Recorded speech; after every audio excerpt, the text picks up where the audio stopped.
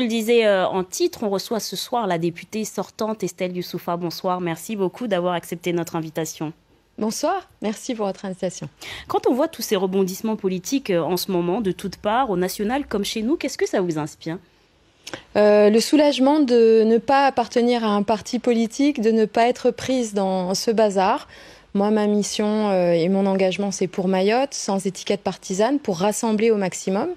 Et j'espère avoir l'honneur de continuer cette mission qui est extraordinaire, d'être députée, de représenter Mayotte dans l'hémicycle. Ça fait 2 ans que les électeurs m'ont fait confiance et là, c'est un peu le contrôle inopiné. Et on verra si le 30 juin, les électeurs se déplacent pour me renouveler leur confiance. Je viens vers eux leur demander effectivement de confirmer leur choix.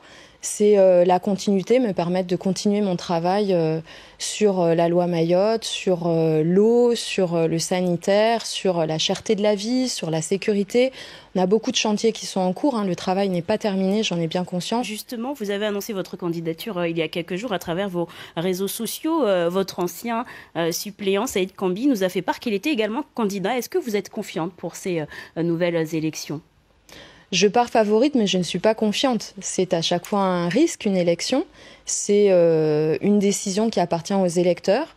Moi, j'espère qu'ils se déplaceront massivement le 30 juin pour me donner leur confiance. C'est quelque chose, un rendez-vous, une élection. Et non, je ne pars pas confiante, mais je pars déterminée. Comme d'habitude, j'ai envie de vous dire, on va au charbon et c'est une élection, donc il faut rassembler, il faut parler à tous, mais surtout principalement aux électeurs, les écouter, ce que j'ai fait pendant tout mon mandat. Les projets de loi Mayotte sont mis en suspens. C'est un nouvel échec pour vous, cela à vos yeux, le fait qu'il y ait eu cette dissolution, que tous les projets de loi soient quelque part passés à la trappe. Est-ce que vous avez l'impression que Mayotte fait de nouveau un pas en arrière ? Alors, je pense que la crise politique ne concerne pas du tout que Mayotte, hein. C'est notre pays qui traverse une crise extrêmement grave, qui peut devenir une crise de régime, hein, si on se retrouve avec une assemblée le 7 juin qui n'est toujours pas capable de créer une majorité. Moi, je veux croire que déjà d'arriver à ce qu'on ait une loi Mayotte sur la table, ça fait 40 ans qu'on l'espère. Je pense pouvoir dire que c'est à mon crédit. J'y ai travaillé très fort. En 2 ans, j'ai réussi à faire monter les sujets de Mayotte sur la scène nationale, que l'ensemble de la classe politique à Mayotte dans l'Hexagone, mais aussi que le gouvernement s'empare des sujets de Mayotte, travailler sur cette loi Mayotte qui reste en suspens, donc elle n'est pas abandonnée. Ça veut dire pour moi, dès le 8 juillet, si j'ai la confiance des électeurs, continuer ce qui a été entamé. Moi, j'ai tous les dossiers qui sont prêts. On était dans les réunions avec le gouvernement. Il y aura nécessairement des changements. Et il faut continuer à être offensif, à demander plus. On a de l'ambition pour Mayotte.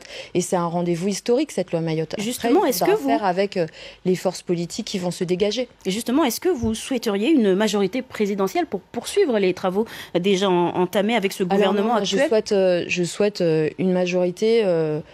Que les électeurs décideront. J'ai pas d'étiquette partisane, c'est pas pour faire campagne pour un parti maintenant. Je ne me positionne pas, je travaille avec tout le monde, ce sont celles et ceux que les électeurs auront désignés.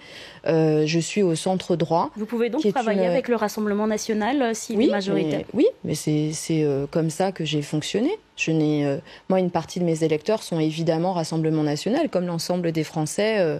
La majorité qui s'exprime ici a fait savoir, mais j'ai aussi des électeurs qui ont voté pour M. Mélenchon à la présidentielle. Quelque part, Mayotte n'est qu'à l'image du reste du pays, et si j'ai choisi de ne pas avoir d'étiquette partisane, c'est justement pour pouvoir travailler avec le gouvernement qui sera désigné à l'issue des élections législatives. C'est pas simplement un choix personnel, parce que je ne suis pas particulièrement fan des logiques partisanes. Je pense que c'est un peu obsolète, mais je pense que c'est la seule chose dont nous avons besoin. Finalement, les partis n'ont pas de réponse pour ce qui se passe à Mayotte. C'est une décision qui est principalement des gouvernements, et il faut travailler avec tout le monde. Il faut construire du consensus à Paris. Vous souhaiteriez revoir Mansour Kamardine réélu, ou vous êtes plutôt... Alors là, la circonscription sud est au sud et ce n'est pas mon sujet. Je vais faire ma campagne dans ma circonscription qui part de la Petite Terre, qui va à Mamoudzou, qui va jusqu'à Mzamboro, Akwa. J'ai suffisamment de pain sur la planche pour m'exprimer sur ce qui se passe dans le sud. Merci beaucoup, Merci à vous. Estelle Youssouffa, d'avoir été notre invitée ce soir.